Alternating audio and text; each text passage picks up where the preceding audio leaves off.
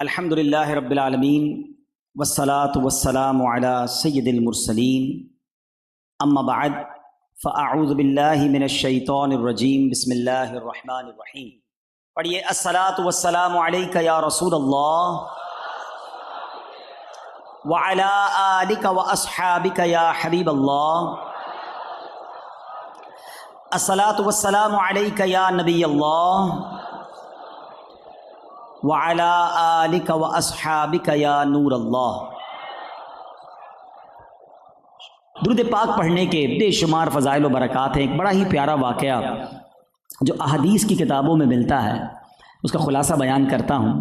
سرور کائنات علیہ الصلوۃ والسلام ایک جگہ کہیں تشریف لے جا رہے تھے کہ آپ کے سامنے ایک شکاری آیا اور اس نے ایک ہرنی کو پکڑا ہوا تھا، گویا اس نے ہرنی کا شکار کیا ہوا تھا۔ اس ہرنی نے جب نبی پاک علیہ الصلوۃ والسلام کا دیدار کیا تو وہ ہرنی انسانی زبان میں آقا سے گفتگو کرنے لگ گئی۔ میرے آقا کی بھی کیا شان ہے، جانور بھی نبی پاک سے گفتگو کیا کرتے، اور اللہ کے حبیب کی قوت سماعت اور علم کا عالم دیکھیں کہ جانوروں کی بولیاں بھی سمجھا کرتے تھے۔ ہرنی کہتی حضور میرے چھوٹے چھوٹے بچے ہیں، مجھے تھوڑی دیر کی اجازت دلوا دیں، میں بچوں کو دودھ پلا کر واپس آ جاؤں۔ آپ ذرا سوچیں، ماں ہوتی ہے، چاہے وہ جانور کی ماں ہو۔ اس نے یہ نہیں کہا حضور مجھے چھڑوا دیں، مجھے رہا کروا دیں، بس مجھے اتنی رعایت دیں کہ میرے بھوکے بچوں کو میں دودھ پلا کر آ جاؤں۔ اب ایسا تو کبھی ہوتا نہیں ہے کہ کسی جانور کو کوئی پکڑ کے آ جائے، چھوڑ دے، وہ پھر واپس آ جائے۔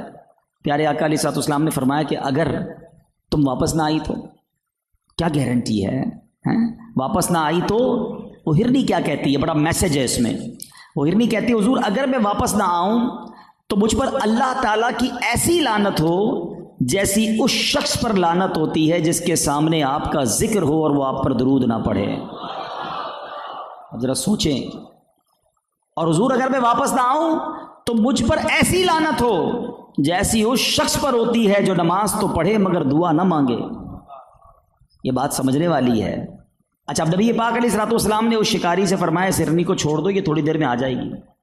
کہ حضور کیا گارنٹی ہے کہ یہ واپس آئے گی؟ فرمایا میں ضمانت دیتا ہوں۔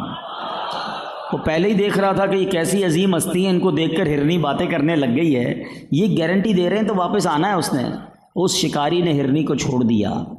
کبھی ہسٹری میں ایسا ہوا نہیں ہے کہ کوئی شکاری کسی پرندے کو، کسی جانور کو گرفتار کر لے، چھوڑ دے اور تھوڑی دیر کے بعد وہ جانور آ کر خود سرنڈر کر دے۔ مگر زمانے نے یہ منظر دیکھا کہ ہرنی دوڑتے ہوئے نظروں سے اوجھل ہو گئی، آقا بھی وہیں کھڑے ہیں، شکاری بھی وہیں کھڑا ہے۔ تھوڑی دیر ہوئی تو ہرنی دودھ پلا کر واپس آنے لگی ہے۔ واپس آ کر اس نے اپنے آپ کو سرنڈر کیا، شکاری نے پھر پکڑ لیا۔ اب یہاں یہ واقعہ تو کمپلیٹ ہوتا ہے، مگر اس واقعے کا اگلا حصہ اور خوبصورت ہے کہ اب جب یہ معاملہ ہوا تو جبریل امین نبی پاک کی بارگاہ میں حاضر ہوتے ہیں، اللہ کا سلام پیش کرتے ہیں اور عرض کرتے ہیں کہ یا رسول اللہ، اللہ ارشاد فرماتا ہے مجھے اپنی عزت اور جلال کی قسم میں آپ کی امت پر اس سے بھی زیادہ مہربان ہوں جیسی یہ ہرنی اپنی اولاد سے محبت کرتی ہے، اور حضور آپ کی امت کو آپ کی طرف لوٹا دوں گا جس طرح یہ ہرنی آپ کی طرف لوٹ کر آئی ہے۔ میں اور کچھ بیان نہ کروں نا، صرف اسی حدیث پر بات کرتے رہیں تو بہت ہے۔ کتنی ساری باتیں یہ ایک واقعہ سکھا رہا ہے۔ سب سے پہلے سمجھو میرے آقا کی شان کیسی ہے، جو نبی ہرنی کی فریاد سن کر مدد فرمائے، امتی کی فریاد سن کر کیوں نہ سینے لگائے، کیوں نہ ہماری مشکلیں آسان فرمائیں۔ ذرا سوچو، جانوروں کا بھی یہ ایمان اور عقیدہ ہے کہ سرور کائنات علیہ الصلوۃ والسلام اللہ کے سچے نبی ہیں اور ہماری پکار سنتے ہیں۔ اور دوسری بات، جن دو باتوں کی طرف اس ہرنی نے بات کہی کہ حضور مجھ پر ایسی لعنت ہو جیسی اس پر لعنت کہ جو آپ کا ذکر سنے اور درود نہ پڑے۔ یہاں بڑی اہم بات سمجھنے والی ہے۔ درود پاک کی فضیلتیں تو بہت بیان ہوتی رہتی ہیں اور ہوتی رہنی چاہیے، مگر اس کا یہ تصویر کا دوسرا رخ بھی پتہ ہونا چاہیے کہ جو لوگ بالکل درود نہیں پڑھتے، پیارے آقا علیہ الصلوۃ والسلام کا نام سنیں گے پھر بھی نہیں پڑھتے، اپنی کتابوں میں، اپنی جگہوں پر بھی جہاں نبی پاک کا نام آتا ہے وہاں بھی شارٹ فارم ماد اللہ یوز کر رہے ہیں، سعود لکھ دیں گے۔ ارے تمہارے پاس پوری کتاب لکھنے کا جگہ ہے، درود پاک لکھنے کی باری آتی ہے تو شارٹ فارم پہ آ جاتے ہو۔ نہ کریں ایسا، اور یاد رکھیے حدیث پاک کا مضمون ہے جو درود پاک پڑھنا بھول گیا وہ جنت کا راستہ بھول گیا۔ درود کے بغیر زندگی نہیں ہے، حق ہے نبی پاک علیہ الصلوۃ والسلام کے حقوق لکھے امت پر، پیارے آقا کے حقوق علماء نے کتابوں میں لکھے. قاضی ایاز نے شفا شریف میں جو 8 حقوق تحریر فرمائے اس میں بھی ایک حق یہ لکھا کہ امتی پر نبی پاک کا حق ہے کہ وہ نبی پاک پر درود بھیجے. مگر یہاں کئی لوگ ایسے ہوتے ہیں کہ جن کے پورے پورے دن گزر جاتے ہیں مگر زبان پہ ایک بار بھی درود نہیں آتا. ایسا نہ کرو.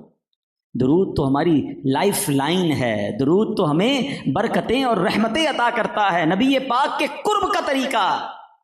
تو آپ نے سنا کہ اللہ کی لعنت ہوتی ہے ایسے شخص پر. پھر دوسری بڑی اہم بات، اور وہ کیا کہا اس ہرنی نے؟ حضور اگر میں واپس نہ آؤں تو مجھ پر ایسی لعنت ہو جیسی اس پر لعنت ہوتی ہے جو نماز پڑھے اور دعا نہ کرے. اب یہاں بھی بڑا برا حال ہے. اول تو نماز ہی نہیں پڑھتے لوگ، پڑھتے ہیں تو اتنی جلدی ہوتی ہے، ادھر امام صاحب نے سلام پھیرا ادھر باہر جانے والوں کی لائن لگ جاتی ہے. حالانکہ یہ خاص وقت ہے دعاؤں کی قبولیت کا. اچھا اللہ کی شان قریبی ذرا سمجھو اس میں. ہاں دنیا میں مانگنے والا اچھا نہیں لگتا ہے. آپ سے اور مجھے کوئی مانگے، ایک بار مانگے کہ یار چلو ٹھیک ہے جاننے والا ہے دے دو، دوسری بار مانگے بولے ابھی تو دیے تھے پھر آ گیا، چلو یار کیا کریں کرنا پڑے گا. وہ پہلے والی گرم جوشی نہیں بچتی، کچھ کم ہو جاتی ہے. چلو تیسری بار آ گیا، ارے اس کی تو مانگنے کی عادت ہو گئی ہے لگتا ہے. چوتھی بار موبائل ہی بینڈ کر دیتے ہیں، بلاک کر دو بھائی یہ تو مانگنے والا ہو گیا ہے. یہ ہے دنیا، یہ ہے دنیا والے. مانگو تو اچھا نہیں سمجھتے. کریم کی شان دیکھو، جو جتنا مانگتا ہے رب اسے اتنا قریب فرما لیتا ہے، اسے اتنا پسند فرماتا ہے. جو نہیں مانگتا اللہ اس سے ناراض ہوتا ہے. فرق دیکھو دنیا والوں میں اور میرے رب کی شان کریمی کا.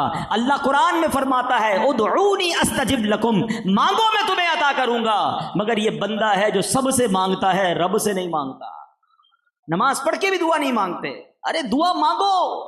دعا کو نارمل عبادت نہیں کہا گیا، الدعاء مخ العبادہ، دعا عبادت کا بھی مغز ہے.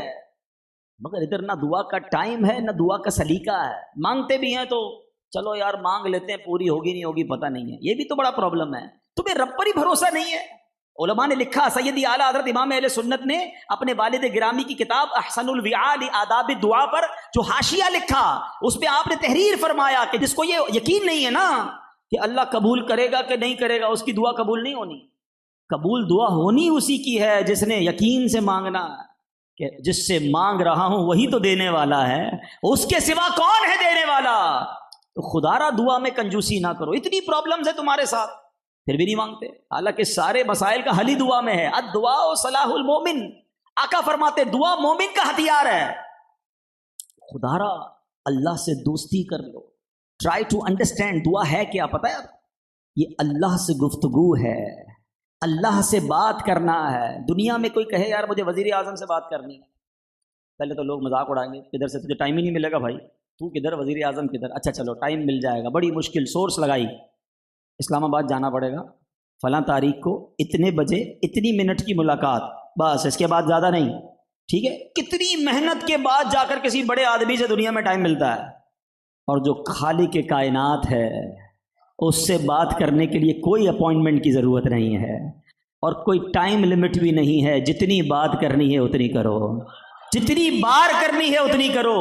لوگ کسی بڑے آدمی سے مل کر آئے تو کہتے ہیں میں فلاں سے مل کر آیا ہوں. ارے تمہیں رب سے بات کرنے کا روز موقع ملتا ہے، پھر تم پھر بھی نہیں کرتے ہو. سمجھو دعا کی اہمیت. مولا علی شیر خدا کس طرح سمجھاتے ہیں؟ فرماتے ہیں جب میرا جی چاہتا ہے میں اللہ سے بات کروں تو دعا کرنے لگ جاتا ہوں، جب جی چاہتا ہے رب مجھ سے بات کرے تو قرآن پڑھنے لگ جاتا ہوں. یہ قرآن اور یہ دعا یہ بڑا کمال کا کنیکشن ہے اللہ سے. ان دونوں سے دور ہو گئے ہیں تو پلیز اپنی زندگی میں دعا کو شامل کریں. میرا یہ موضوع نہیں ہے، ورنہ جی تو چاہ رہا ہے میں دعا پہ ہی بات کرتا رہوں کہ اس کی، اور یہ کمال کی کتاب ہے. چلیں بات ہو ہی گئی ہے تو اس کتاب کو حاصل کریں. یہ فیضان اعلیٰ حضرت کا اس کتاب میں مکتبۃ المدینہ نے بڑی آسان اردو میں اس کو چھاپ دیا ہے. یعنی دعا کرنی کب کب ہے، اوقات کیا ہیں، آداب کیا ہیں، انداز کیا ہو، وہ کون سے کام ہیں جن سے دعائیں قبول نہیں ہوتی. ایک بڑا کام تو پتہ ہے کیا ہے کہ حرام کمانے والے کی دعا قبول نہیں ہوتی. ادھر کون چیک کرتا ہے کدھر سے پیسے آ رہے ہیں، کہاں سے آ رہے ہیں؟ آنے دو بھائی، بیلنس بڑھنا چاہیے. موبائل کے اندر بھی جناب پتہ نہیں کون کون سے جوئے آ گئے، جس کو جو دیکھو بس کہیں سے بھی پیسے آنے چاہیے، پوچھنے کے لیے بھی کوئی تیار نہیں ہے. پھر کہتے ہیں نا نماز میں دل لگتا ہے نہ دعائیں قبول ہوتی ہیں. ارے پہلے چیک تو کرو کہیں حرام تو نہیں کھا رہے. تو دعا قبول ہونے کے لیے روزی حلال ہونی چاہیے. پھر دیکھیں کیسے دروازے کھلتے ہیں، کیسے غیب سے برسات ہوتی ہے. تو بہرحال جو آخری بات اللہ کی طرف سے جو پیغام آیا کہ اے حبیب اللہ تیری امت پر اس سے زیادہ مہربان ہے جتنی یہ ہرنی اپنے بچوں پر مہربان ہے. تو یہ ہے میرا مولا جو ماؤں سے زیادہ، ماں جتنا اپنے بچے سے محبت کرتی ہے نا وہ اس سے زیادہ اپنے بندوں سے محبت فرماتا ہے. اب ہم ہیں کہ اللہ کی بارگاہ میں سر نہیں جھکاتے. تو امید ہے کہ درود پاک کی اور دعا کی اہمیت سمجھ آئی ہوگی. نیت کریں کہ روزانہ کثرت کے ساتھ درود پاک پڑھیں گے. آئیے مل کر محبت کے ساتھ بآواز بلند درود پاک پڑھ لیں. صلو علی الحبیب صلی اللہ تعالی علی محمد صلی اللہ علیہ وسلم. آج جو میرا موضوع ہے وہ بہت آسان طریقے سے ہم کس طرح نیکیاں کما سکتے ہیں. سب سے پہلے تو نیکیاں کمانے کا ذہن بناؤ. میں نے اور آپ سب نے دنیا سے جانا ہے، لیکن کچھ لوگ زندگی ایسے گزار رہے ہیں جیسے مرنا ہی نہیں ہے. ان کے ٹائم ٹیبل میں سب کچھ ہے مگر ایسا کوئی پلان نہیں ہے کہ بیچ میں مر گیا تو قبر کیسی ہوگی. نیو کراچی میں رہتا ہوں، تھوڑے پیسے اور بنا لوں تو مکان بڑا کرنا ہے، اور پیسے ہو گئے تو اور اچھی سوسائٹی میں ٹرانسفر ہونا ہے. مستقبل کے 5 سال کا پلان ہے، 10 سال کا پلان ہے. ارے مرنے کا پلان ہے کہ نہیں؟ اور پھر جس قبر میں جانا ہے وہ قبر روشن ہوگی کہ نہیں؟ ادھر میرے اور آپ کے صرف اعمال کام آئیں گے. پلیز سمجھو بات کو. قبر میں کوئی تجوری نہیں ہے، کفن میں کوئی جیب نہیں ہے، یہ سب ادھر رہ جائے گا. میں اکیلا جاؤں گا اور میرے اعمال جائیں گے. آج میں اور آپ کسی شہر میں، ملک میں جانے کا پلان بنائیں. کوئی پنجاب جانے والا ہو، کوئی ناردرن ایریاز میں لوگ جا رہے ہیں، کوئی بیرون ملک جانا چاہتا ہے. کیا کرتے ہو آپ؟ یار موسم کیسا ہے آج کل، کپڑے کیسے لینے ہیں، بیگ کتنا بڑا ہوگا. 4 دن کا سفر ہے تو چھوٹا بیگ، 15 دن کا سفر ہے تو بڑا بیگ، سردیاں ہیں تو جیکٹ بھی ڈالتے ہیں. کتنے کون سی کرنسی چلے گی، وہ پیسے بھی لیتے ہیں. 5 10 15 دن کے سفر کی تیاری کے لیے سب تیاری ہے. ایک ایسا سفر کرنا ہے مجھے اور آپ نے جو 5 10 15 دن کا نہیں ہے. اچھا اس سفر میں تو دوست، فیملی، بہت سارے لوگ شامل ہو سکتے ہیں. ادھر کہیں ملک میں پہنچ گئے، پیسے ختم ہو گئے، فون کر کے منگوا سکتے ہیں. انٹرنیٹ کے ذریعے آپ کو چیزیں مل جائیں گی. میں جس سفر کی بات کر رہا ہوں اکیلے جانا ہے، وہاں کچھ منگوا نہیں سکتے. جو کر گئے نا وہی ملنا ہے. یا تو کام ایسے کر جاؤ جو ادھر ملے، یا جو ساتھ لے جاؤ گے وہ ساتھ جائے گا. اکاؤنٹ کلوز ہو جائے گا. مگر اس سفر کی کون تیاری کر رہا ہے؟ کون اس کی فکر کر رہا ہے کہ یار ادھر کون سی کرنسی کام آئے گی، کون سے اعمال کام آئیں گے؟ میرے میٹھے اسلامی بھائیوں، پہلے کے زمانے میں پتہ کیا ہوتا تھا؟ لوگ کسی کے جنازے میں جاتے تھے. تو آج ہم کسی کے جنازے میں جائیں تو ہمیں پتہ کرنا ہو کہ یار میت کا بیٹا کون ہے یا میت کا رشتہ دار کون ہے، تو ہم دیکھتے ہیں یار کون رو رہا ہے یا کس سے لوگ مل رہے ہیں. ہماری نشانی یہ ہوتی ہے کہ یار یہ لگتا ہے میت کا کوئی وارث ہے. پہلے کے زمانے میں میت کا وارث ڈھونڈنا بڑا مشکل ہوتا تھا. کیوں؟ سارے ہی رو رہے ہوتے تھے. کیوں رو رہے ہوتے تھے؟ میت سے پیار ہوتا تھا؟ نہیں، سب کو اپنی قبر یاد آتی تھی کہ یہ مر گیا، میری باری ہے. قبرستان جاتے تھے تو ہال آتا تھا، قبر دیکھتے تھے تو نیند اڑ جاتی تھی کہ اسی قبر میں مجھے اتارا جائے گا. اتنی گرمی کے دن چل رہے ہیں، لائٹ چلی جائے تو کیا حال ہوتا ہے؟ جنریٹر لگائے ہیں، UPS لگائے ہیں، AC لگائے ہیں لوگوں نے. کسی طریقے سے گرمی والی رات نہ گزرے. تم سے ایک رات بغیر پنکھے کے نہیں گزرتی. سوچو قیامت تک جس کی قبر میں آگ بھڑکا دی گئی وہ کیسے گزارے گا وہ راتیں؟ ارے جس کو یہاں گرمی لگتی ہے اس کو تو قبر کی گرمی کی زیادہ فکر ہونی چاہیے نا، کہ اللہ کرے قبر بھی باغ و بہار بن جائے، قبر بھی جنت کا باغ بن جائے. ادھر نرم بستر ہے تو قبر میں بھی جنتی بستر مل جائے. ادھر ایئر کنڈیشن لگایا ہوا ہے، قبر میں بھی جنت کی کھڑکی ہو جہاں سے ٹھنڈی ٹھنڈی جنت کی ہوائیں آئیں. اکیلے سفر کرنے میں تمہیں مزہ نہیں آتا، اس قبر میں جنت کی نعمتیں ہوں، اس کی تیاری نہیں کرو گے تو وہ اکیلا سفر کیسے کٹے گا؟ پلیز اس کے بارے میں سوچئے، پلان کیجئے. اور بزرگوں نے پتہ ہے کیا پلان کیا ہوا تھا؟ انہوں نے زندگی کی ایک ایک سانس کا حساب رکھا تھا کہ زیادہ نیکیاں کر لیں، زیادہ ثواب کما لیں. ہر کام کا ایک سیزن آتا ہے. جب سیزن آتا ہے نا بندہ کہتا ہے ابھی گھومنا پھرنا نہیں ہے بھائی، ابھی سیزن کا ٹائم ہے. جب تمہارا کسی بھی کام کا سیزن آتا ہے بندہ کہتا ہے یار یہ دن کام کرنے کے، آرام بعد میں. سچ بتاؤں، جب تک سانسیں جاری ہیں نا نیکیوں کا سیزن جاری ہے. کر لو جتنی کرنی ہے. مر گئے نا ایک بار سبحان اللہ کہنے کا موقع نہیں ملے گا، ایک بار 2 رکعت نفل پڑھنے کا موقع نہیں، ابھی چانس ہے، ابھی سمیٹ لو نیکیاں، مگر ابھی فضول کاموں میں پڑے ہوئے ہیں۔ کئی بزرگوں کے بارے میں آتا ہے وہ کھانا نہیں کھاتے تھے، ستو پیتے تھے، روٹی چاول یا ایسی کوئی چیز کھائیں تو پوچھا گیا آپ کیوں یہ ہر وقت ستو پیتے ہیں؟ فرمایا میں نے کیلکولیٹ کیا کہ روٹی کھاتا ہوں تو ٹائم زیادہ لگتا ہے، ستو پیتا ہوں تو تھوڑا ٹائم بچ جاتا ہے، 90 تسبیحات زیادہ پڑھ لیتا ہوں۔ ایسا کیا تھا بھائی، نمازیں بھی پڑھ رہے تھے، روزے بھی رکھ رہے تھے، اتنی تسبیح اتنا ذکر، وہ جانتے تھے سیزن لگا ہوا ہے، جتنی کما لوں گا نیکیاں قبر میں کام آئیں گی، جنت میں اعلیٰ درجہ ملے گا۔ دے نو اٹ ویری ویل۔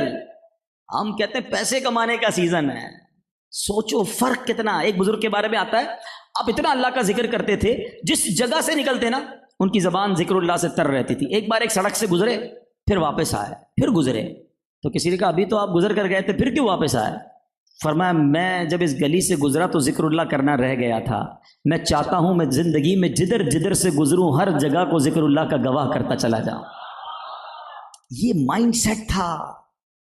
اب اسی بات سے اگر میں ایک بات سوچوں کہ ان کی تو یہ تمنا تھی کہ جدھر جدھر سے گزروں میرے نیکیوں کی وہ جگہ گواہ بنے، مگر ہم میں سے کئی لوگ ایسے ہوتے ہیں جو جدھر جدھر جاتے ہیں ادھر جا کر گناہ کرتے ہیں، ان تمام جگہوں کو اپنے گناہوں کا گواہ کر رہے ہیں۔ ایک تو بڑا وبال یہ میوزک آ گیا ہے، گاڑی کے اندر ٹیپ لگایا، گانے بج رہے ہیں، گھر سے آفس گئے سارے راستے کو گناہ کا گواہ کر لیا۔ یہ زمین گواہی دے گی، یاد رکھنا۔ اچھا موٹر سائیکل پر تو ٹیپ تھا نہیں، مگر گناہ کمانے کا شوق بہت ہے تو ہیڈ فون لگایا، موٹر سائیکل بھی چلا رہے ہیں اور گانے سن رہے ہیں۔ سوچو اللہ نہ کرے اسی حالت میں ایکسیڈنٹ ہو گیا تو یہ کیسی موت ہوگی، کبھی سوچا؟ اور یہ ساری زمین تمہارے گناہوں کی گواہ ہو رہی ہے۔ دنیا میں سفر کرتے ہیں لوگ، کیا کرتے ہیں؟ وہاں جا کے گناہ کرتے ہیں، بے عیاشیاں کرتے ہیں۔ اگر کبھی سفر کا موقع ملے نا، میں آپ کو ایک سمجھنے والی بات ہے، لالچ پتہ ہے کیا کیا کرو؟ یار ایک شہر آیا ہے، رک کر 2 رکعت نفل پڑھ لوں، یہاں بھی میرے سجدوں کی گواہی ہو جائے۔ نماز کا ٹائم ہو، یار میں فلاں شہر میں پڑھ لوں، فلاں اسٹیشن پہ پڑھ لوں، فلاں ملک میں پڑھ لوں، ادھر بھی اذان دے دوں، ادھر بھی درود پڑھ لوں، جلدی سے سورہ یاسین پڑھ لوں، فلاں ملک آیا ہوں تاکہ یہ زمین کا ٹکڑا قیامت کے دن میری عبادت کی گواہی دے دے۔ یہ فرق ہے مائنڈ سیٹ کا، کیونکہ مرنا ہے مجھے، اور مجھے وہاں یہ ساری چیزیں کام آئیں گی۔ یہ پیسہ روپیہ، آپ کو پتہ ہے میری اور آپ کی حیثیت کیا ہے؟ آج کل زندگی میں لوگ ایک بڑا جس کو کہنا کہ ٹارگٹ ہو گیا ہے، یار میرا نام ہونا چاہیے، شہرت ہونی چاہیے۔ شہرت ایسی خطرناک چیز ہو گئی ہے، اور اب تو ایسے کاموں میں لوگ شہرت ڈھونڈ رہے ہیں کہ سمجھ نہیں آ رہی۔ اب وہ رہی صحیح جو تباہی ہے وہ یہ سوشل میڈیا نے پوری کر دی ہے۔ ہر بندے کو اپنا پیج بنانا ہے، اپنا کوئی چینل بنانا ہے، اب رہا سا تو وہ کوئی ٹک ٹاک آ گیا ہے تو وہ بنانا ہے تاکہ کچھ لائک مل جائیں، کچھ مشہوری ہو جائے، کچھ فالوور بن جائیں۔ سوچو یہ سب کچھ کس لیے کر رہے ہو؟ نام بن جائے۔ اچھا پھر ادھر چین نہیں آتا تو کچھ سیاست میں جاتے ہیں۔ اچھا سیاست میں بھی کوئی پوچھتا نہیں ہے تو محلے میں کوئی نہ کوئی کمیٹی کے چیئرمین بننے کا شوق بن جاتا ہے۔ جس کو شوق ہے ان چیزوں کے، عہدوں کا، کہ یار میرے نام کے ساتھ کچھ تو لگے نا، کہ فلاں علاقے کا چیئرمین تو فلاں کمیٹی کا چیئرمین تو فلاں اس کا شعبہ عہدہ ہے۔ سوچو جس دن میں اور آپ مریں گے نا، میں کسی اور کی مثال نہیں دیتا، اپنی مثال دیتا ہوں سمجھانے کے لیے۔ میرا نام عبدالحبیب اتاری ہے، دنیا میں کچھ لوگ مجھے بھی جانتے ہیں، لیکن جس دن میرا انتقال ہوگا نا، میری سانس بند ہوگی، ایک بندہ بھی ایسا نہیں ہوگا جو یہ کہے کہ عبدالحبیب کہاں ہے۔ کیا کہیں گے؟ میت کہاں ہے؟ جنازہ کتنے بجے ہے؟ میت کو غسل کب دیا جائے گا؟ ارے میرا نام تھا بھائی، دنیا جانتی تھی، نام کدھر گیا میرا؟ حضرت آنکھیں بند ہوئی، نام ختم ہو گیا۔ اے چیئرمین صاحب، ایم این اے صاحب، ایم پی اے صاحب، منسٹر صاحب، کونسلر صاحب، ریٹائر فلاں سب ختم۔ آپ کا نام اب میت ہو گیا ہے، اب آپ کا نام جنازہ ہو گیا ہے۔ یہ ہے میری اور آپ کی حیثیت، مگر ساری زندگی کوشش کر رہے ہیں کہ کسی طرح بس کچھ مشہوری، کچھ نام، کچھ عہدہ بن جائے۔ ارے ایسے کام کرو۔ آپ کو پتہ ہے دنیا میں جو مال کے پیچھے بھاگتے نا، ان کے مرنے کے بعد ان کی قبر پر قرآن پڑھانے کے لیے بھی پیسے دے کے ہی بلانا پڑتا ہے، اور جو اللہ کے دین کی خدمت کرتے ہوئے دنیا سے جاتے ہیں، دنیا بھر کے لوگ ان کے مزار پر حاضری سعادت سمجھتے ہیں۔ خود ہی قرآن پڑھنے والے آ جاتے ہیں، خود ہی درود پڑھنے، تاتا بنا ہوا ہوتا ہے زائرین کا۔ فرق دیکھو زندگی گزارنے کا۔ جو زندگی اللہ کی راہ میں گزارتا ہے، اللہ کو راضی کر کے گزارتا ہے، اللہ اس کی قبر کو بھی لوگوں کے لیے مرجع خلائق بنا دیتا ہے۔ اللہ کرے یہ بات سمجھ آ جائے کہ ہمیں زندگی کیسے گزارنی ہے۔ تو اللہ کا ذکر یہ ہمیں کرنا ہے، کرتے رہنا ہے. یہ ایسی نیکی ہے جو بہت تھوڑی ایفرٹ سے بہت بڑا ثواب میں اور آپ کما سکتے ہیں. سیدنا جنید بغدادی ہی کے وہ دور کا ایک واقعہ ہے. آپ کے پاس ایک چڑیا تھی، کسی نے تحفے میں دی تھی. آپ نے جو ہے وہ اس کو، پرندہ تھا وہ، تھوڑے عرصے بعد آپ نے اس پرندے کو رہا کر دیا، آزاد کر دیا. تو کسی نے کہا وہ پرندہ کہاں گیا؟ آپ نے فرمایا وہ پرندہ مجھ سے کہتا ہے جنید تم تو دوستوں کے ساتھ بڑے مزے کرتے ہو اور مجھے تم نے قید کیا ہوا ہے، میں تو نہیں مل سکتا اپنے دوستوں سے. اب فرماتے مجھے رحم آیا، میں نے پرندے کو رہا کر دیا. وہ پرندہ پتہ کہتا کیا ہے؟ کہتا ہے جنید ایک بات بتاؤں کہ جب پرندہ اللہ کے ذکر سے غافل ہوتا ہے نا تب وہ قید میں گرفتار کر دیا جاتا ہے. اے جنید میں ایک دن اللہ کے ذکر سے غافل ہوا تھا، مجھے قید کی سزا بھگتنی پڑی. ہائے ان لوگوں کا کیا ہوگا جو ساری زندگی اللہ کے ذکر سے غفلت میں گزارتے ہیں. کتابوں میں لکھا علماء نے، درخت پر آرا جب ہی چلتا ہے، درخت کٹتے نا، فرمایا درخت پر آرا جب ہی چلتا ہے جب وہ درخت ذکر الہی ترک کر دیتا ہے. مچھلی جانور جب بھی گرفتار ہوتے ہیں یا ذبح کیے جاتے ہیں یا پکڑے جاتے ہیں کہ جب وہ اللہ کے ذکر سے غافل ہو جاتے ہیں. اشرف المخلوقات ہے میں اور آپ، ساری کائنات اللہ کا ذکر کر رہی ہے اور یہ بندہ ہے جو رب کے ذکر سے غافل ہے. کتنی صبح سے لے کر اب تک کتنی بار اللہ کا نام لیا ہم نے، کتنی بار میری زبان نے کلمہ پاک پڑھا، کتنی بار میں نے اللہ کی شان بیان کی. نہیں کرتے، نہ کریں ایسا. حالانکہ تھوڑے کام کے پیسے تھوڑے ہوتے ہیں دنیا میں، جتنا تھوڑا کام اتنی تھوڑی مزدوری، زیادہ کام کرو گے پھر پیسے ملتے ہیں. اللہ کے ذکر کی شان دیکھو ذرا، مل کر کہو سبحان اللہ. اب کہیں الحمدللہ، اب کہیں اللہ اکبر. خیال 30 سیکنڈ نہیں لگے ان 3 جملوں کو کہنے میں. بڑے بڑے ہو سکتا ہے یہاں تاجر بیٹھے ہوں، کبھی حساب لگائیے گا کہ 30 سیکنڈ میں کتنے پیسے کما لیتے ہو آپ. کیا کمائیں گے حضرت 30 سیکنڈ میں؟ تو باتوں باتوں میں پورے ہو جاتے ہیں. دنیا میں 30 سیکنڈ میں کچھ نہیں ملتا، مگر آپ کو پتہ ہے آپ نے کیا کما لیا ہے؟ میرے نبی کے سچے وعدے ہیں صلی اللہ تعالیٰ علیہ وسلم. جو ایک بار سبحان اللہ کہتا ہے اس کے لیے جنت میں درخت لگا دیا جاتا ہے. جو ایک بار الحمدللہ کہے جنت میں درخت لگ جاتا ہے. ایک بار اللہ اکبر کہے جنت میں درخت لگ جاتا ہے. اتنا آسان ہے نیکیاں کمانا. اور بڑی عشق والی بات علماء کہتے ہیں جس کے جنت میں درخت لگے ہوں گے اس کو جنت میں جانے بھی تو دیا جائے گا نا. تو لگا لو نا جنت میں باغات. اچھا اب چوٹ کرنے کے لیے کہتا ہوں، اعلان کر دیں ابھی کہ آج رات میں جو جتنی بار سبحان اللہ کہے گا اتنے 1000 روپے ملیں گے. مسجد تو کوئی جائے گا ہی نہیں گھر پہ. تسبیح لائیں حضرت، پھر تو آج رات ہی لاکھوں پتی ہو جاؤں گا. 1 لاکھ بار تو پڑھ ہی لیں گے. یعنی دنیا کا انعام ملے تو ہم سب کرنے کے لیے تیار ہیں. آقا علیہ الصلوۃ والسلام کے سچے وعدے ہیں. میرے آقا نے جو فرمایا حق ہے. ایک سبحان اللہ پر جنت کا درخت ہے. ہم میں سے کوئی ہے جو جنت کا درخت خرید سکتا ہے؟ Anybody have power to buy a tree in heaven? ہم سارے اپنے پیسے ملا لیں نا پھر بھی مل کے جنت میں درخت نہیں خرید سکتے. مگر کتنا آسان ہے جنت میں درخت لگانا. تو خدا را سمجھو ان باتوں کو. نیکیاں کمانے کی پہلے حرص پیدا کریں، اپنے اندر یہ شوق پیدا کریں کہ جدھر ٹائم ملا ادھر میں نیکی کما لوں، تھوڑا اور ثواب کما لوں، تھوڑی اور برکتیں لوٹ لوں. آج ہمارے ساتھ کیا ہوتا ہے، کہیں گئے کسی صاحب سے ملنے، انہوں نے کہا صاحب بیزی ہیں، ذرا 5-7 منٹ انتظار کریں. کوئی بات نہیں. موبائل نکالا، شروع. وہ 7 کی جگہ 17 منٹ میں آئے گا تو بھی پتہ نہیں چلے گا، کیونکہ پتہ نہیں کیا. اچھا وہ 17 منٹ کیا کیا؟ کچھ نہیں کیا، بس دیکھتا رہا. حالانکہ اگر ذہن ہوتا نا کہ یار موبائل میں قرآن پاک ہونا چاہیے، اگر 7 منٹ کا وقفہ ملا ہے تو 7, 8, 10 منٹ میں تو سورہ یاسین تلاوت ہو جائے گی. چلو میں یاسین شریف پڑھ لیتا ہوں، ویٹنگ ٹائم جو ہے یہ قرآن ٹائم بن جائے گا. 10 قرآن پاک پڑھنے کا ثواب مل جائے گا. ارے جیب میں تسبیح ہے، 100 بار درود پاک پڑھ لیتا ہوں، 100 بار کلمہ پاک پڑھ لیتا ہوں. ہم یہ چھوٹے چھوٹے جو چنک آف ٹائمز ہیں جو ضائع کر رہے ہیں، اگر ان اوقات کو بھی ذکر اللہ میں درود ٹائم بنا دیں، تلاوت ٹائم بنا دیں، تو پورے دن میں ہم کتنی ساری نیکیاں کما سکتے ہیں. لیکن یہ ذہن ہوگا تو ہوگا نا، آخرت کی تیاری کا ذہن ہوگا تو اب یہ سب کچھ کریں گے نا. حالانکہ ذکر اللہ کی فضیلتیں کتنی ہیں. سنو اللہ کریم قرآن مجید میں کیا ارشاد فرماتا ہے، کیسی کیسی ہمیں گویا رہنمائی قرآن عطا فرما رہا ہے. اللہ کریم فرماتا ہے فَاذْكُرُونِي أَذْكُرْكُمْ، تو میری یاد کرو میں تمہارا چرچا کروں گا. اے ذکر کرنے والو، رب تمہارے ذکر کو بلند فرما دے گا. اللہ کریم نے کیسے کیسے انعام تیار کر رکھے ہیں. اللہ قرآن میں فرماتا ہے وَالذَّاكِرِينَ اللَّهَ كَثِيرًا وَالذَّاكِرَاتِ أَعَدَّ اللَّهُ لَهُم مَّغْفِرَةً وَأَجْرًا عَظِيمًا. ترجمہ کنز الایمان، اور اللہ کو بہت یاد کرنے والے اور یاد کرنے والیاں، ان سب کے لیے اللہ نے بخشش اور بڑا ثواب تیار کر رکھا ہے.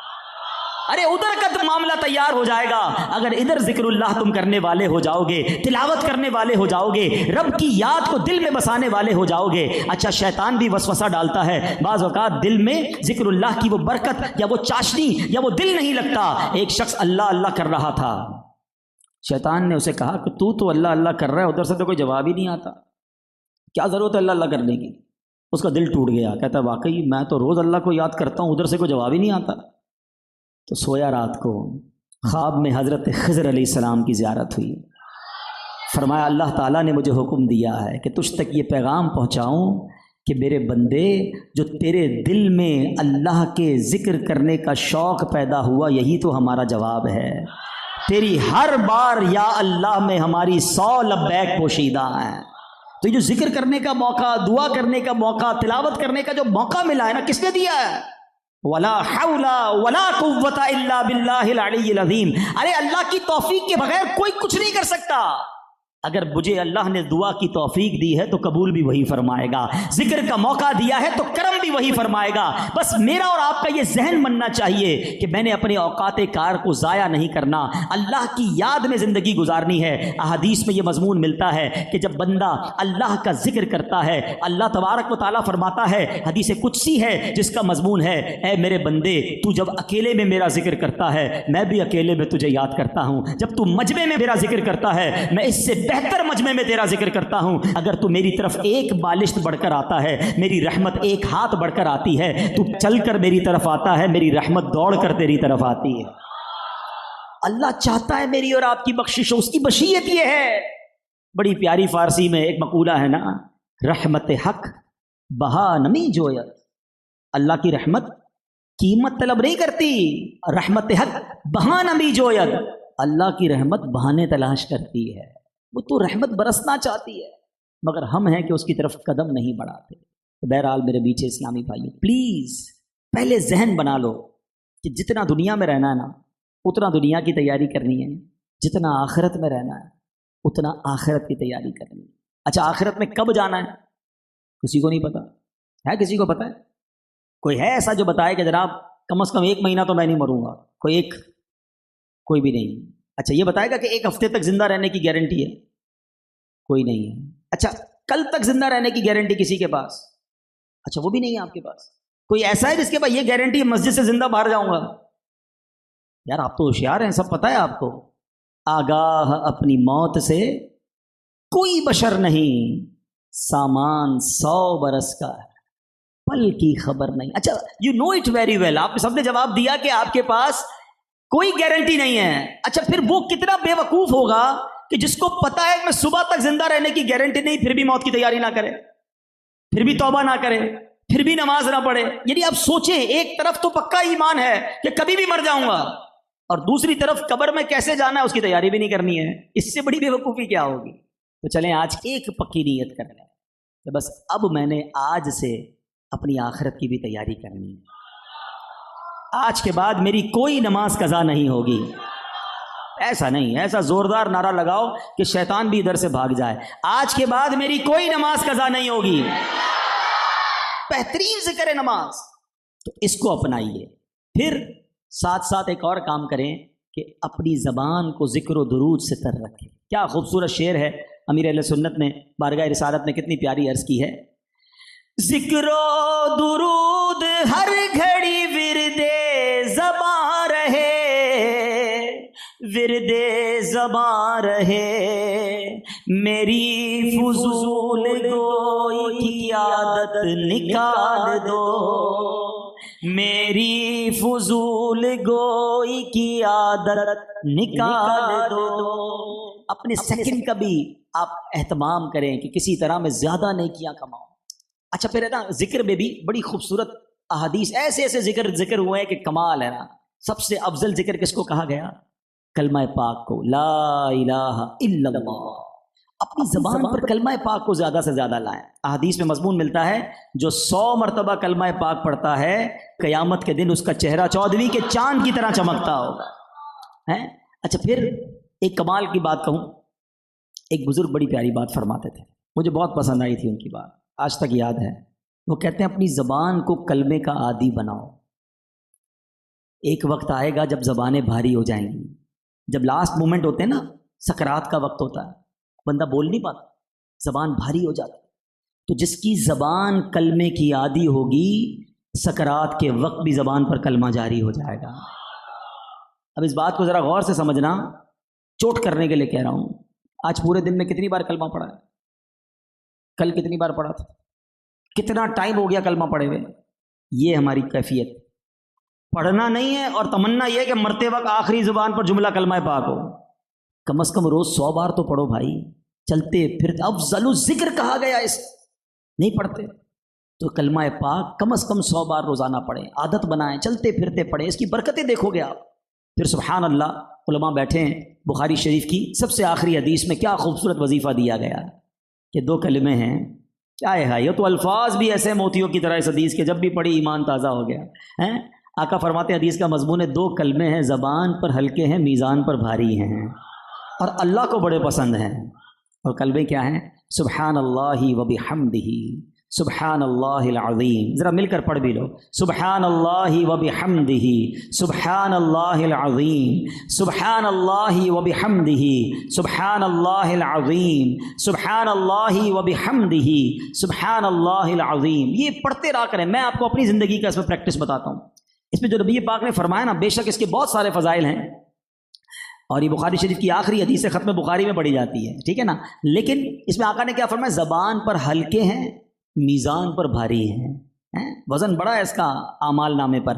اور میں نے ایک اور اس میں پریکٹس کی ہے کہ اگر آپ برڈن فیل کریں نا زندگی میں، بوجھ، کاندھوں پر بوجھ ہو، پریشر ہو، کام کا بوجھ ہے، مسائل کا بوجھ ہے، آپ یہ پڑھنا شروع کریں، آپ فیل کریں گے آپ ہلکے ہونا شروع ہو گئے ہیں. سبحان اللہ و بحمدہ، سبحان اللہ العظیم، سبحان اللہ و بحمدہ، سبحان اللہ العظیم. یہ اللہ کا پاک نام تمہارے ٹینشن دور کر دے گا. یہ وظیفے حدیثوں میں موجود ہیں، پڑھتے رہا کریں. تو بہت سارے وظائف ہیں ماشاءاللہ جو جس کے مرید ہیں. پیر کے فیضان کو حاصل کرنے کا طریقہ یہ بھی ہے کہ اپنے پیران عظام شجرہ دیتے ہیں، اور اس میں وظائف ہوتے ہیں، اور یہ قرآنی وظائف، احادیث کے وظائف، اس کو اپناؤ. ہر جملے پر نیکی ہے، ہر لفظ پر نیکی ہے. یہ نیکیاں کماتے چلے جائیں تاکہ مرنے کے بعد جب یہ بندہ انبار دیکھے گا نا تو حیران ہو جائے گا کہ یہ کدھر سے نیکیاں آئیں. تو پھر اسے پتہ چلے گا یہ وہ ذکر تھا، وہ درود تھا، وہ دعائیں تھیں جو تم نے دنیا میں کی تھی. تو اپنے وقت کو ضائع نہ کریں.